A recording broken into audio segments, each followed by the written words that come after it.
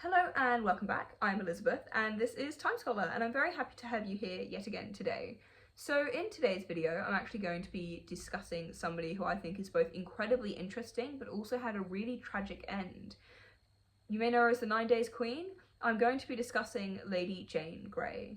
So Lady Jane Grey was actually a very pivotal moment in the sort of royal rule of England, in the monarchy and in the whole lineage of the monarchy down to where it is today in England, and she is somebody that I think is just absolutely interesting. She was a marvel of intellect in my opinion as well, and yeah, the end to her life was orchestrated by people around her, and the end of her life was just tragic. So today, that's who I'm going to be discussing in this video. If that sounds like something that interests you, make sure to click the subscribe button because that really helps me out. And yeah, grab a cup of tea, coffee, or whatever beverage you prefer, and let's go. So in order to understand Lady Jane Grey and also like the 9 days that she had on the throne, it's important to discuss what happened before she became queen for those, that just over a week of her life. So her story actually begins long before her birth in the reign of Henry VIII. And by the time of his death in 1547, Henry had completely transformed the religious and political landscape of England. His break with the Catholic Church had made England into a Protestant state, but it wasn't a very stable one whatsoever. By creating the Church of England, Henry actually left a lot of instability in his wake after his death. England was divided, and his 3 children actually can be seen as representing 3 different, really compelling and distinguishing parts of England at the time. Edward VI was a committed Protestant reformer. Mary I was a committed Catholic woman, and she was devout. And Elizabeth I was very Protestant, much as Edward VI, but she was far more politically cautious than Edward was. And this was not at this point really just simply a royal family, but it was a fault line really running between the entire country, because at this point, whoever became heir after Henry, obviously it was Edward, really helped paint the political and religious landscape of England. When Edward became king, Protestant reforms heavily accelerated. Churches changed, Catholic traditions disappeared, and religious identity became a matter of state policy rather than personal choice. But beneath the surface of that, Catholic faith and belief really stayed really strong, especially amongst the population.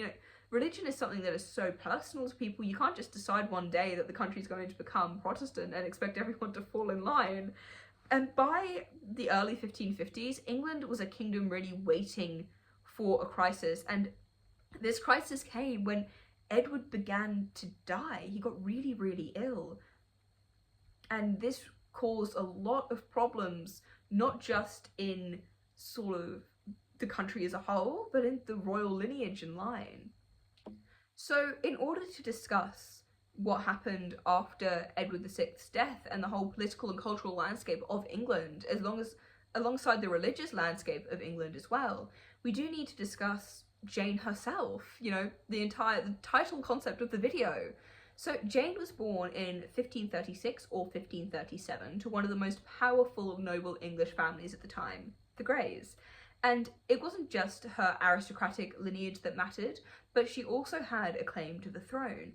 Through her mother, she was the great-great-granddaughter of Henry VII, which placed her firmly within the Tudor line of succession. But what really distinguished Jane was not her claim to the English throne by any means, but it is said by a lot of later Protestant historians that her mind was a marvel. By her teenage years in a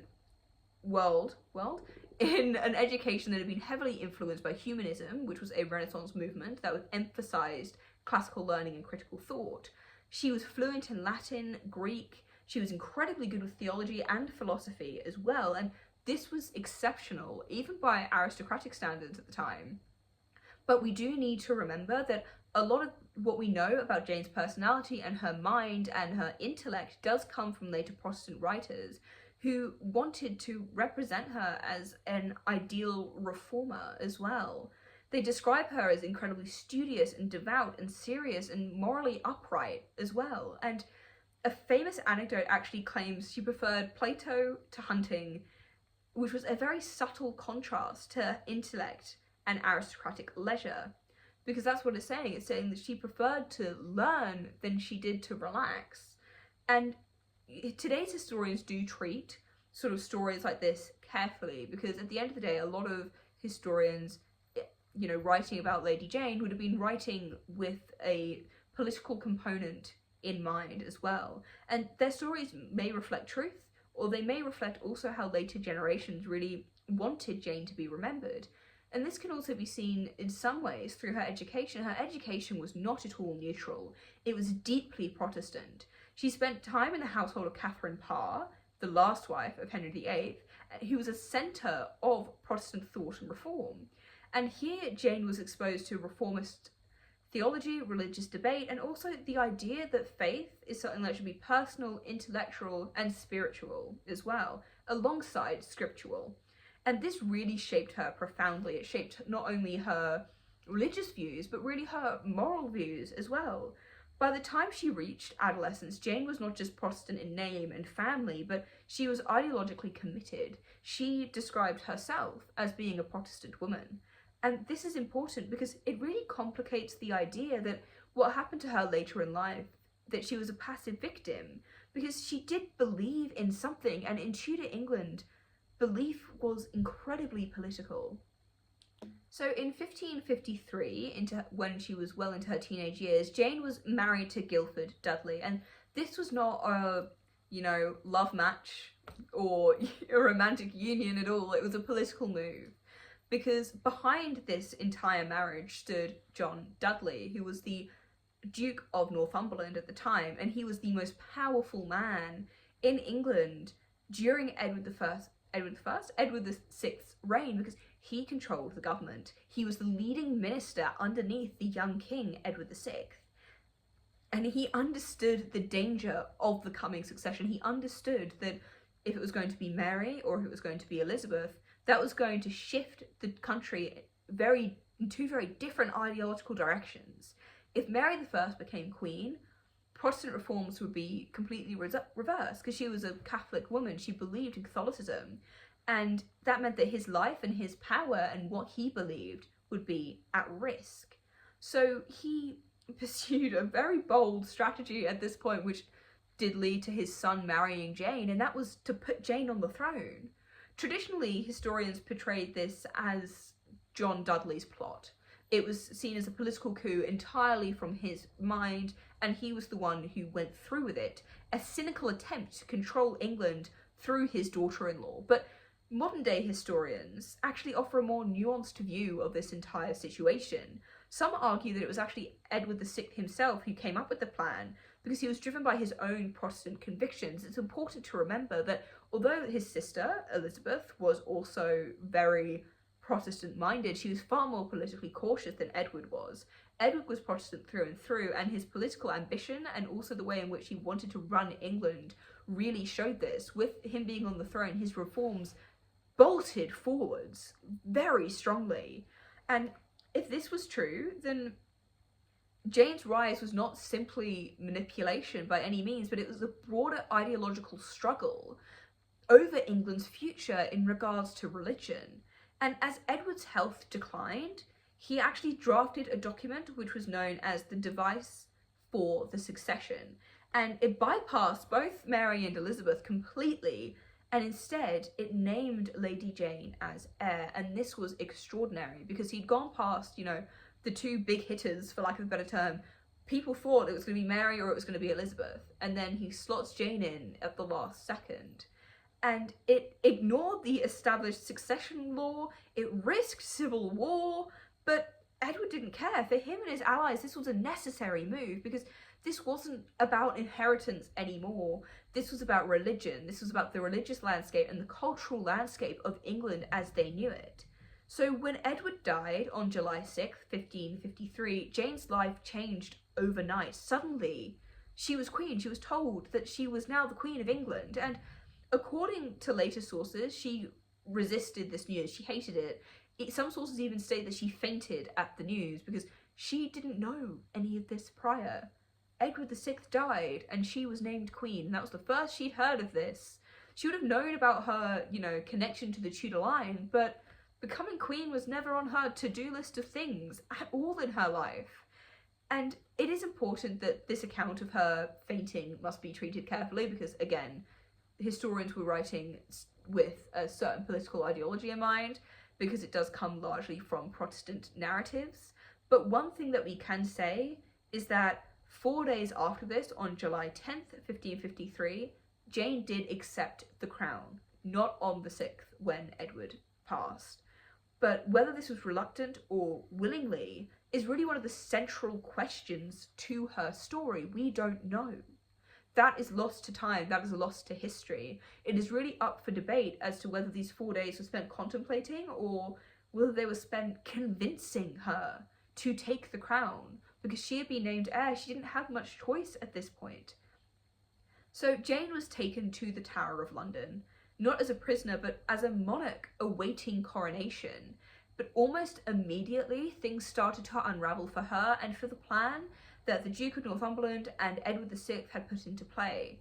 Across England, support gathered for Mary I.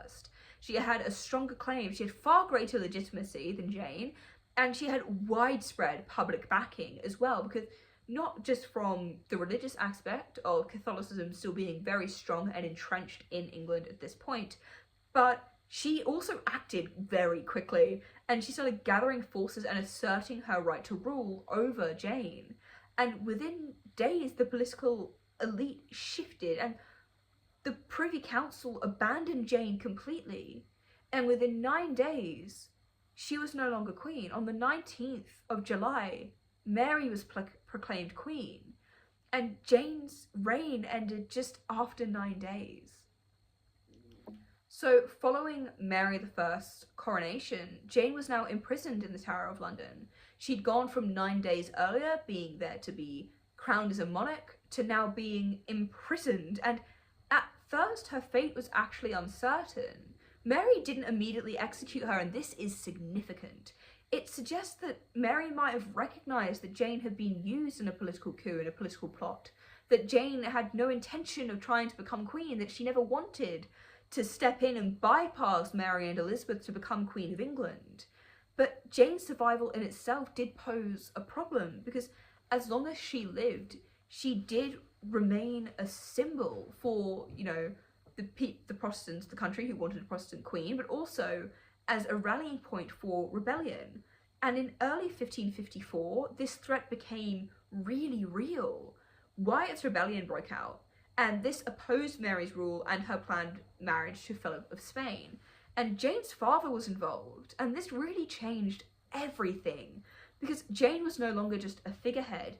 She was connected, although indirectly through her father, to active rebellion. And this meant that Mary felt she couldn't risk leaving her alive. So on February 12th, 1554, Jane was executed at the Tower of London. And one of the most, I'll put it here, but this is one of the most pivotal paintings I think I've ever seen in my life. It is heartbreaking. It's one of the most famous images of her death, of her execution, with just the blindfold over her eyes and how young she looks, because she was young. She was 16 or 17 years old when she was executed, and this was a part of a political coup she wanted maybe not wanted no part of, that's again lost to history, but she was used by the men around her until it was not sufficient anymore, and she was just abandoned for somebody with more, power than her. And her execution was private. It was carried out within the tower, and accounts actually describe her as calm, composed, and deeply religious. And in her final moments, she reportedly really struggled to find the execution block while she was blindfolded. And this is a very small human detail which just not only proves how humanity perseveres through the ages, but how young she was, how fearful she was, and how she ended up in this situation through really no fault of her own, apart from being the great-great-granddaughter of Henry VII. But Jane's story didn't end with her death. It was rewritten again and again and again, with Protestant writers such as John Foxe turning her into a martyr, a symbol of religious devotion and sacrifice. And even that painting that I was mentioning earlier, that is yet another depiction of Lady Jane Grey. Later historians, especially in the 19th century, reshape her into something else again. She was reshaped into a tragic innocent, a girl manipulated by powerful men, but modern historians actually work to challenge both views in this regard. They argue that Jane was highly intelligent, deeply devout, and maybe more aware of her role than traditionally believed. And it creates a more complex image of a woman, well, a child, a girl, who was not just a victim, but she was not completely in control of her own fate either. So Jane ruled for 9 days, but her story has lasted centuries because it sits at a very interesting intersection of not only English history, but of power, religion, youth, memory, and also just intellect in itself. She was a queen, a prisoner, a symbol, and most importantly, she was actually human, which is really important to remember in stories such as this, because I feel like she's become really a legend, but she was a teenage girl who was set up for failure by the reigning king and a father-in-law. And I think that's really important to remember, because I feel like sometimes that's glossed over, but I digress. And she was really just caught in a world that she didn't create. She was part of a political coup, and it ultimately led to her very, very untimely death, especially with Mary not wanting to originally, it seems, kill her, execute her whatsoever. She only did so when her father got involved, with, again, means that her father kind of decided her fate for her there again. But yeah, that was the little deep dive into the story of Lady Jane Grey. If you enjoyed, make sure to like and leave a comment below. It does really help me out. And if you have any suggestions or anything that you want covered, do let me know. I'm going to try and post a video every week now as well. I was railroaded by work for a bit there, but I'm back on track now. Fingers crossed, I hope. And yeah, I hope to see you next time.